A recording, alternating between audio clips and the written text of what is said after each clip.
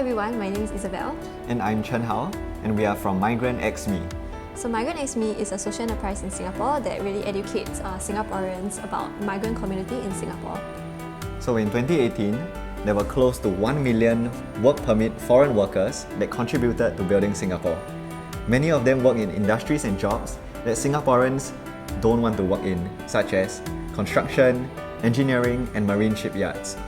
And because of the hazardous jobs, workplace injuries are common.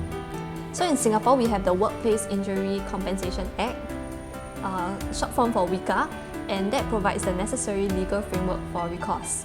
However, most workers are unwilling to report them due to three main reasons. So the first reason is that there is a lack of knowledge and awareness of what WICA actually is and how it can help their situation.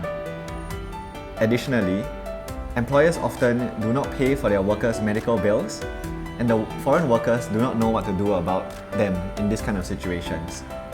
The second reason is that even if they do know what WICA is about, as the claims process is largely in English, it is difficult for them to understand and navigate through it due to translation issues, while others fear negative implications from their employers if they do report their work injury.